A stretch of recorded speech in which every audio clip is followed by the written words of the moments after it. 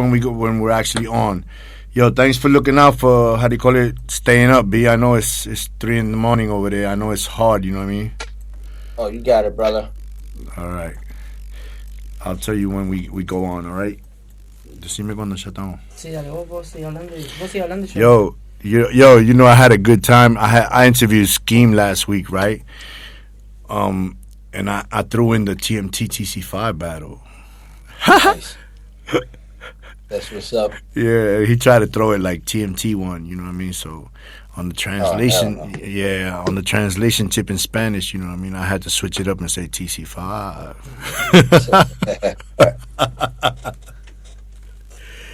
Yo, B. But yo, man, so how was IBE, B? It was all right. You know, it's bad, but yo, it's funny cause I asked everybody what IBE standed for. Nobody knew, and then finally Cross sent me a picture of the flyer, and yeah, same shit here. Nobody knows that shit. Yo, that's bug. Nobody. And yo, what's up with I don't know what's up with Freeze. You know what I mean? I read a comment that he said about the it being whack because there's no prize for the winners and shit like that.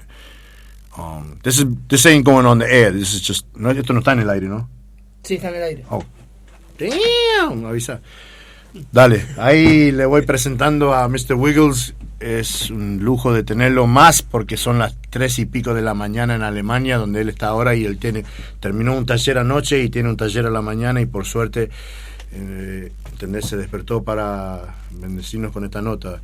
Yo, Wiggles, thanks for being on. We're on the air, so yo, on the real, man, thanks, because I know it's real hard. You know, it's 3-something in the morning, and you know what I mean, you up, and it's not easy. You know what I mean, you a working dude. You got a lot of hustle going on. So thanks for everything, man. Thanks for the love.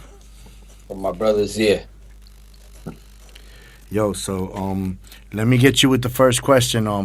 You know, you remember when you came down here? There was we filmed the whole documentary thing that you talked about and everything. You know, can you believe that shit got lost? What do you mean? Like nobody knows where that film thing went. How do you call it? Ended up. Oh, what? Yeah, B, and that shit was like historical. I mean, that was like a thing that, man, that shit would have came out. That shit would have been raw, B. Yo le estoy explicando que cuando él vino en el 2011, cuando le pude traer en el 2011 y pudimos pintar y todo, se filmó una charla que dio Mr. Wiggles que era muy bueno, que el negro Lucas, Crazy Ways, tradució para él, porque la charla era preguntas para mí y Wiggles, ya que íbamos al colegio y todo eso juntos, y él habló mucho sobre su historia y todo, y era muy buena información, un documental muy largo, pero él nunca apareció, no sé qué pasó con la cinta, no sé qué con la grabación, nunca apareció y nada. Eso recién estaba diciendo, porque nos hubiese ayudado mucho en la cultura hoy en día. La primera pregunta que le voy a decir es cómo entró en el mundo de bailando, porque él era grafitero antes. Yo, Wiggs, I told the people that you were a writer before you became a dancer, right? Yeah. All right. Well, I was always dancing. I mean, yeah, but you were more known for writing than dancing, like. Yeah. All right, so the people want to know how you got into dancing. La gente quiere saber cómo entró en el baile, porque él era grafitero primero.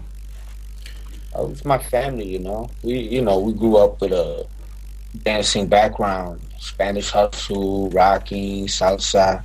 But, you know, I was more into the street stuff, and I kind of like more of the rocking and the breaking. And when I was a little kid, like 1970, late 76, early 77, around that time, I had my first battle with a b-boy, and I got hooked, you know. So I was always dancing after that. But, you know, I was into the whole hip-hop thing, rhyming, making, you know, DJing and all that shit. Él estaba diciendo que él siempre estuvo involucrado en el baile de 1976, siempre vio en la calle el Latin Hustle, aparte de sí, lo que es el b-boy, lo que se conoce como breaking y todo eso, y siempre estuvo activo en el baile. Le voy a preguntar cómo entró en el mundo así, por el tema de las giras y todo eso, que mucha gente quiere saber. A lot of people want to know, like, how did you make that big step to, like, start traveling and teaching and doing workshops and all that? Like, when did that come about? that was Rocksteady when we was doing the TC5 thing. I know we was in the same school, me, Doze, Scene, Pink, Fable. But one day Doze came into school breaking. And when he started breaking, I was like, oh, that's that Bronx shit. I said, but we don't really do that no more. And then me and him battled. He got me in Rocksteady eventually for Boogie. But, it started with breaking. And then once Rocksteady blew up, all of us just started traveling. We was always on tour. We've been traveling since we were like 15 years old. Está bien, él está diciendo que, ¿cómo se llama? Él estuvo, ¿cómo se llama? Cuando estaba en el colegio, él todavía no estaba en Rocksteady y él estaba, apareció Doze, que todos sabemos que es The Devious Doze, el grafitero, que es uno de los principales bailarines de Rocksteady, vino bailando y él dijo, ¿y eso qué es? Y entonces tuvieron una batalla. Ahí se conocieron, ahí Doze le presentó y ahí entró en Rocksteady y Rocksteady es lo que le abrió las puertas, por decir, a hacer lo que hace ahora en día y viajar por todo el mundo enseñando lo que él ama. And like what was like your first tours, like personally, not with Rocksteady, like on a personal tip, like your type of workshops and stuff like that? Me solo? Yeah. Like doing the solo thing? Well, I think, when breaking first came out, 1981, 82, 83, it was big years for us. And then by 84, 85, it started to decline. I just started doing productions with other companies that started calling me. I just got into the Broadway thing. And that's when I started going like more on my little solo trip. But, really, man, in the 2000s, I just said, I'm just going to be Wiggles for a while. I just want to be me for a while and travel, do my own thing. So I just started accepting any gig that took me by myself or me with a couple of my boys and shit. All right. Que él está diciendo que en los 80, primeros 80, cuando hizo el tour de rock, con Rocksteady, el 82, 83, 84, estaba viajando en grupo, pero después empezó a aceptar ofertas que le estaban dando para que baile solo en teatro, en diferentes cosas, pero solo como él individual. Ahí es lo que le abrió la puerta para empezar a girar y bailar por todo el mundo. So like what year did you really like learn that it was just like that it was going to be like your steady job? ¿Cuándo iba a hacer, cuando iba a darse cuenta cuando iba a hacer su laburo? 1981, when we got our first ticket. Damn. That was my retirement. After I got my first ticket, I retired. I'm gonna do this for the rest of my life. How old are you? I ain't gonna say my age now. My age, nigga. No quiere decir su edad. I'm 47, nigga. I'm proud to say it. If not, I'm 25. How old are you? Nah. How old are you? I'm the same age as you. All right. Está bien. Él está diciendo que yo le pregunté cuándo se dio cuenta que iba a ser su laburo y su pasión el baile, y me dice que en 1981 cuando le dieron su primer boleto para viajar en un avión para hacer con Rocksteady, ahí se dio cuenta que es lo que quería hacer el resto de su vida y lo que se dedicó para hacer, porque se dio cuenta que es lo que amaba. Entonces de ahí en adelante es lo que quiso hacer. Ahora le voy a preguntar qué está haciendo ahora, porque recién estuvo como de jurado en el IBE en Holanda y ahora está en Alemania porque tiene que dar talleres y todo. So, alright, you were in IBE this past week, and now you're in Germany, so what you up to now? Well, I've been on a European tour, so mostly in the Netherlands, but now I'm in Germany doing Area 47 with my little brother Majid. Majid is like one of the top freestyle hip-hop dancers in the world, and he's got a dope event. He called me and asked if I could stop by, so I'm gonna do some workshops for him, and he's got a dope thing going here, and he's a good kid, so.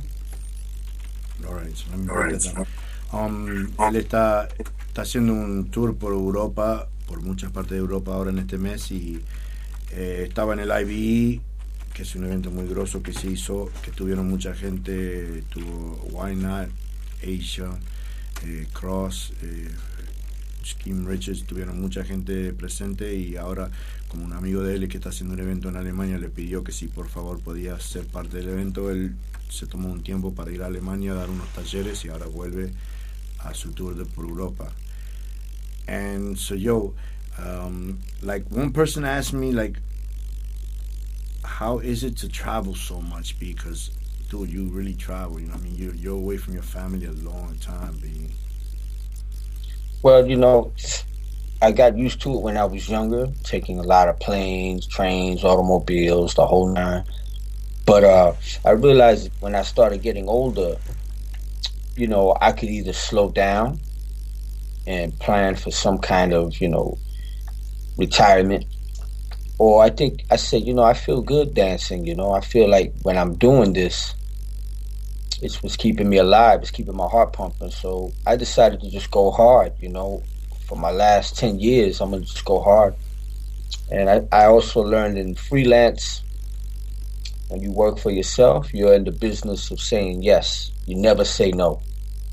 Or try to never say no. That's like negative energy you put on yourself. The more you say, yeah, I could do it, and you keep working, it just comes. It's like energy. It just keeps piling on. Right. And that's what I've been doing for the past like 5, 6, 7 years. Is I'm just saying yes to everything. I told my lady, you know, this is what I do. So, you know, I'm going to go hard. And she's like, she agreed. And plus she gets all the money, so she doesn't argue. You know, Z. Damn, B. I got fabulous. Dale, él está diciendo que con la pregunta era que cómo está aguantando porque él viaja mucho, ¿viste? Y es una vida difícil para una persona que tiene familia, está casado. Y él dijo que él está desde los 80 que se acostumbró a viajar en aviones, trenes, autos, lo que sea, para ir a eventos, para hacer, ¿cómo se llama? Shows. Y cuando se dio cuenta en los últimos 5 a 10 años que tiene que meterle porque no... Todos tenemos un tiempo con el cuerpo que no responde y él por lo menos le está respondiendo a él, entonces lo quiere disfrutar y que quiere meterle toda la fuerza que puede, y como tiene una familia que le está apoyando, es lo mejor también porque mentalmente él está sabiendo que su familia le apoya, entonces él le mete todo el corazón que puede a hacerlo. Y dijo también la parte final que me reí porque dijo, igual no se puede quejar porque ella recibe toda la plata. Emma, ¿cuál era tu pregunta? Ahora estoy en blanco. ¿Qué sentía, qué siente de antes que se está perdiendo ahora? Alright, we got a b-boy in the house, my boy b-boy Emma, right? He's like a known b-boy here in Argentina, and he had a question like, how do you feel about like b-boying before and nowadays? Like, what do you think is lost in the b-boy world nowadays? The funk, the feeling, the groove. You know, today it's very move oriented. It's more, you know, when you do a move, you're basically, anytime you go off like in breaking, you're showing off. It's all show off. It's all move. But back in the days, it was just about being funky. And a lot of times the moves weren't hard, they were easy, but they were funky, you know, and it looked like locking, the way locking is to California. That's how b-boys look when I grew up. All right. B-boy Emma, que hizo una pregunta, le dijo que piensa de lo que era ser b-boy antes y b-boy ahora en día, que se siente que se perdió en el mundo del b-boy ahora en día. Y él dijo que el funk, el sentido, el soul, el sentir lo que estás haciendo, dice que muchos solo salen para hacer apariencia y más show que otra cosa, que cuando realmente no sienten lo que están haciendo. Y es una lástima porque antes cuando salían con todo el alma para bailar y era todo dedicado a eso, y ahora todo el mundo está más preocupado en su presencia de lo que están haciendo. So let me ask you another question. I asked everybody this, right? Everybody got a different answer. What do you think about a b-boy that just does power moves, that like goes into a battle and just does power moves the whole battle? Well, we learn to respect all aspects of it now. You know, back in the days, if a guy only did power moves, we would always say he don't know how to dance. He can't dance with a girl. You know, like we would make fun of them because they just didn't know how to dance. There's music playing and they just spinning. But as time went on, you know, we learned to respect all of the dance, all the b-boys, everybody that kept it alive. You know, some dudes chose to do more power or what we call air moves, and others chose to ride the beat. You know, what we said is, you know, the way we're gonna do it, rock steady style, is show by example. You know, so I don't put them down like that no more. Like we used to back in the days. You know, I just show by example, and then hopefully they're gonna want to learn more dancing. But it all comes together to top rock, footwork, freeze, flavor, power, air moves. All of this you know, it's all part of breaking, so it's still all good. All right. Yo le pregunté qué pensaba eso de que bailan solamente power moves, no hacen otra cosa, solamente entran, porque es la pregunta que todos los b-boys y b-girls me hacen, que pregunta a todos los b-boys que están en el show, y el que más ¿cómo se llama? Sale es eso de los power moves, y él dice que antes era como una risa y se causaba tener mucha gracia y no lo tomaban en serio, pero pasando los años aprendió a adaptarse y respetar que cada uno haga lo suyo. Él se presenta, hace lo que él hace y ojalá la gente tome como ejemplo y aprenda de él y siga los pasos y siga haciendo diferentes cosas para aprender que hay más allá de los power moves, pero por su punto de vista lo respeta, pero como todo, ¿viste? Cada uno tiene decisión de hacer lo que quiere.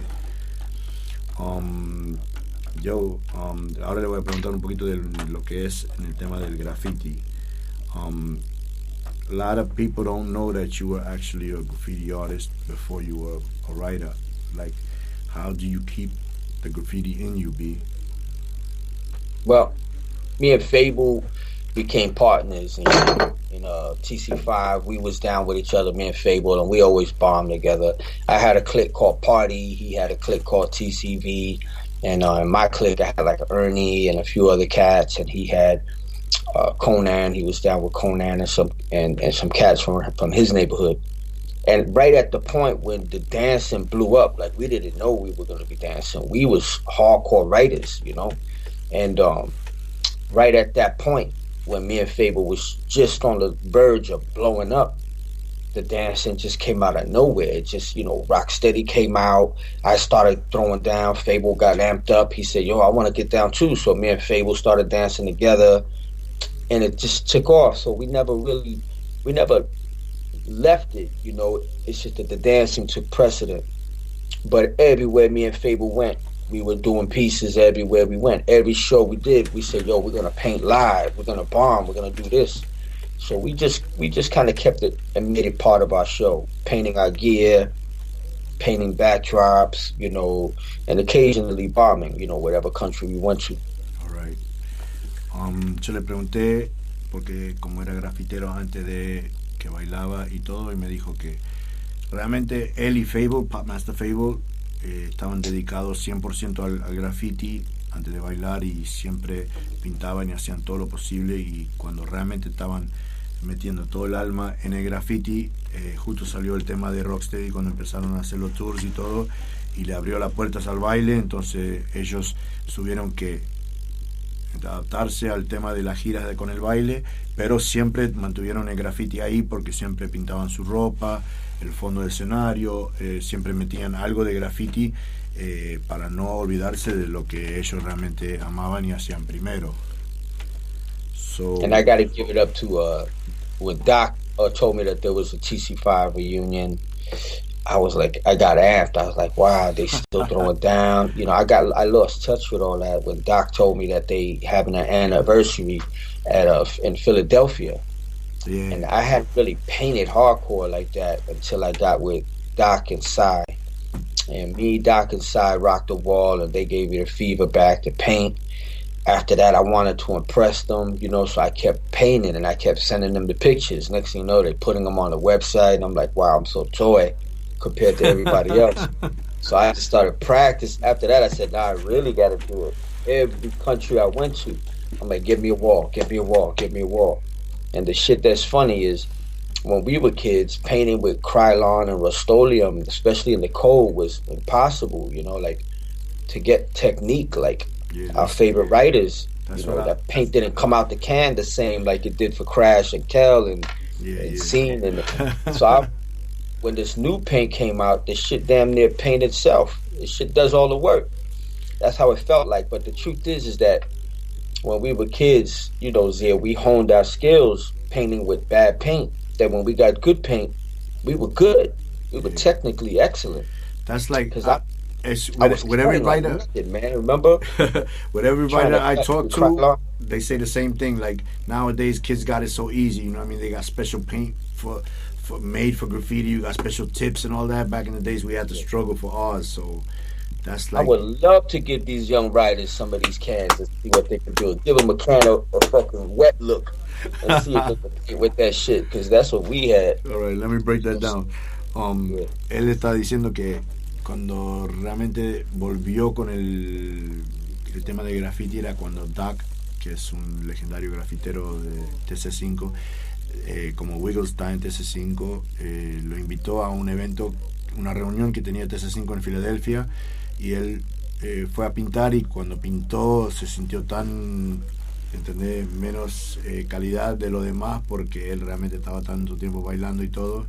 Estaba pintando en todos los países, siempre trató de dejar una pared en cada país donde fue para mantener lo que ama el graffiti, pero ahí se dio cuenta que estaba muy atrás el nivel, entonces eso le ayudó mucho para abrir y empezar a estudiar y probar y probar y probar y seguir, ¿cómo se llama?, pintando para mejorarse.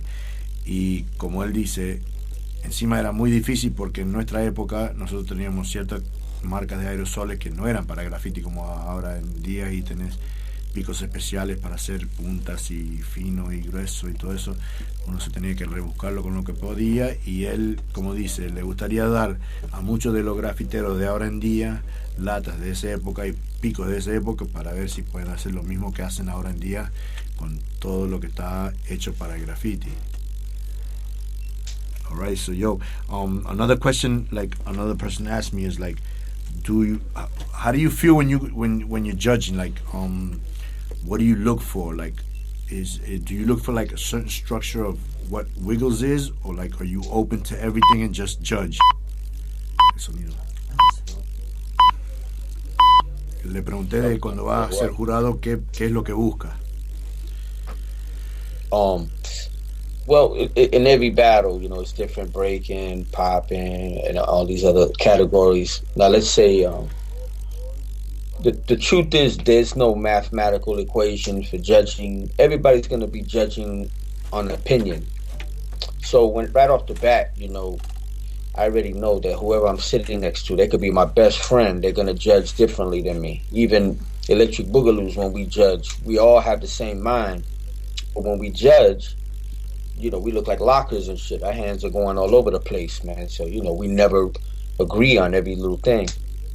And that's all preference. So my preference, things that I look for the actual dance, the foundation first and foremost. If it's popping, I gotta see pop. If it's breaking, I gotta see basics, top rock, full book, and freeze, and everything you do, and flavor. And then I say once it gets to top 8, I let it go. I just look at who's winning the battle. I look at who's fighting. If you made it to top 8 in anything I judge, that means you already proved to me that you got all the skills, tools, foundation to be there. Once it's top 8, I drop all of that and I just judge the battles strictly, you know. And, you know, you got to take everything that you do and don't shoot it in the air. You got to aim everything. A lot of time dudes are just doing solos and sets. And in battling, it's a fight. It's a mock fight. So you got to take all those moves and you got to aim it. And then you got to let loose, you know. A lot of dudes, even when they're doing these contests, they're shooting up in the air, you know. And that, I look at that too. I like who's battling, who's actually trying to take the other cat out, you know. All right.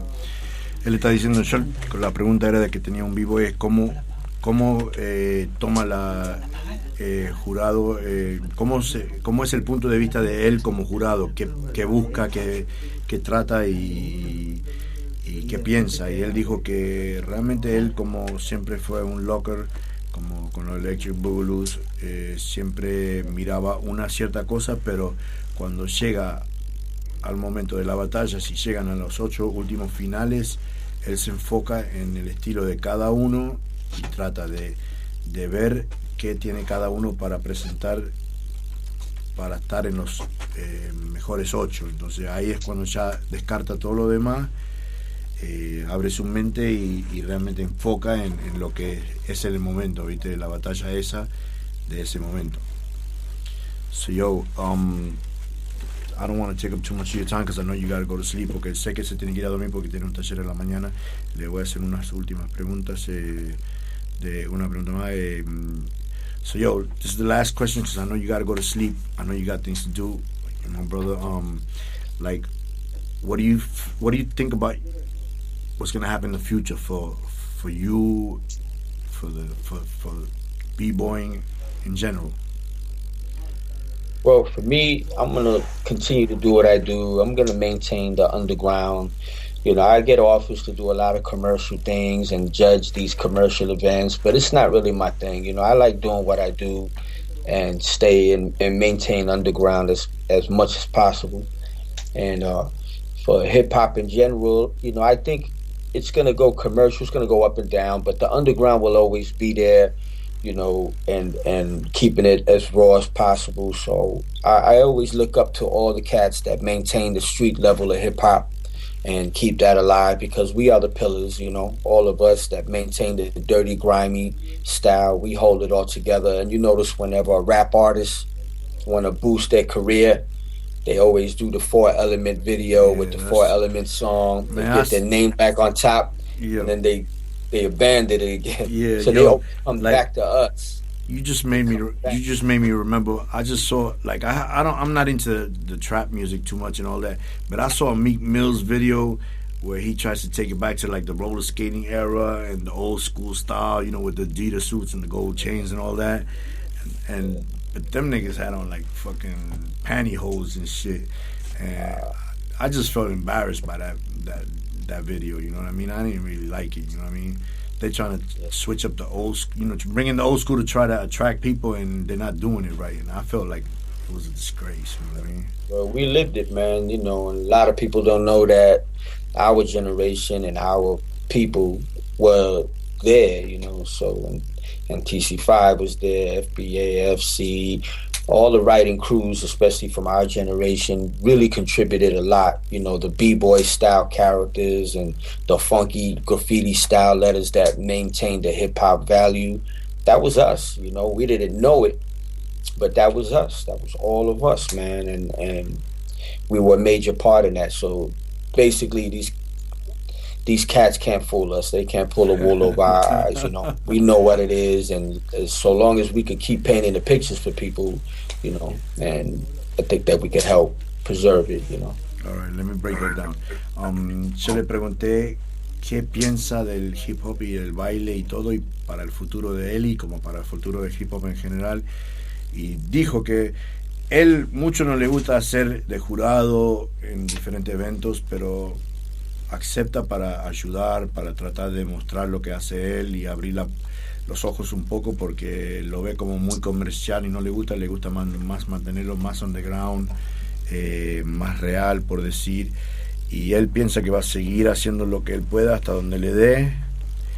Y también estábamos hablando de que él medio como lo toma como un insulto cuando ve un artista de rap de ahora en día que trata de hacer un video usando un estilo vieja escuela para mezclarlo, para tratar de llamar la atención cuando realmente no lo vivieron, como la época nuestra de esa época que TC5, FC, FBA, que eran crews muy populares, que tenían b-boys y grafiteros, que realmente introducieron, entender, el estilo de letras, caracteres, del famoso Muggsy, de la cara, entender, al mundo del del hip hop en general. Y justo yo le estaba hablando porque ahora en día hay una batalla de Drake contra otro rapero, Meek Mills, que hacen más trap, música trap, y Meek Mills trata de hacer un video con música de trap, pero con el estilo de vieja escuela, usando están andando en skate en un lugar y tienen ropa de Adidas, cadenas de oro gigantes, todo lo otro, tratando de llevar a esa sensación, y lo miro como un insulto porque solo tratan de mezclar algo que no tiene nada que ver con la música de ahora en día, y encima no lo vivieron para poder realmente sentirlo, ¿entendés? Ellos están tratando de copiar algo que vieron en películas como Star Wars, Wild Style, Beat Street, y realmente están usándolo en el comercial y queda muy estúpido. Y como dijo él, ¿viste? No, ellos no entienden nada porque no vivieron los verdaderos años de la calle como vivimos nosotros, como nos criamos nosotros. Fue otra época, y ahora es más comercial, más mostrar que hacer, ¿entendés? Y ahora me voy a despedir porque la verdad es muy tarde para allá en Alemania. Yo, Wiggs, man, I'm gonna be out. I want to thank you so much for this, B. For real, B. I know that, how do you call it? Hold on a second. Te quería decir que le digas a Mr. Willis que nosotros acá lo admiramos mucho porque es un bailarín que realmente siente el hip hop, y que pocos bailarines tienen la cultura hip hop adentro. Y en los 90s, con los videos VHS que él hacía para enseñar y mostrar los pasos, nosotros aprendíamos de verlo bailar a él, tanto sea popping o top rocking y footwork, que él es un gran maestro para los b-boys de Argentina, y sobre todo que es diferente a todos los demás por el estilo de cultura hip hop que él lleva. All right, my boy here that does the program too is an old school b-boy and MC down here. His name is Rasec. He's almost near his 40s, so he's old school down here. And he just wanted me to tell you that you've been a real inspiration in his life and in a lot of b-boys' life, because they see you different than the rest of the b-boys, because they see that you feel, you know what I mean, what you do, and you know what I mean, you actually like, you know what I mean, put that soul and that funk in the dance, like top rocking, like popping, you know what I mean, so, and locking. And so they, from the 90s when your VHS tapes came out, they used to all get them, and you know what I mean, they always followed you because they always saw you had a different feel than the rest of the b-boys that were out in those days, you know what I mean. They really knew that, they really saw that you were feeling what you were doing, so they want to just send a salute. Y que para nosotros es que para nosotros es uno de los exponentes máximos de la cultura hip hop. Entre todos los elementos es alguien que realmente hace serio la cultura hip hop. Right. So, and he also said that like out of all the artists, the hip hop artists that you got out nowadays, they really think that you're like one of the top ones, you know what I mean, because you really do all what you do, and you really show love for all what you do, you know what I mean. You really show that you're really into it, you know what I mean. It's not just to make money, you know what I mean. You're really doing what you love, and you're trying to show, and you're trying to spread what you do. So take it like that, my brother. Thank you, my bro. Thank you, fellas. It means a lot. All right, so yo, I just hope we can get you down here one day so we can paint again, B. Got that? Gotta do part 2. Yeah, Wiggles and Zear, part 2. The part 2 on the video. All right, my brother. Yo, Wiggs, man, be easy, baby. You too, my brother. God bless you, man, and see you soon, my brother. We really got to do that next joint, man, all right? We in it. All right, peace, Wiggs. Ahí le saludé y le dije para que, ¿entendés? Ojalá un día pueda volver y él quiera ser parte 2 de lo que pintamos la última vez que estuvo, entonces está pendiente y ojalá se pueda lograr, ¿entendés? Gente, ahí termina la radio. Hip Hop está en el aire. Otra noche, hasta el próximo martes. Abrazo.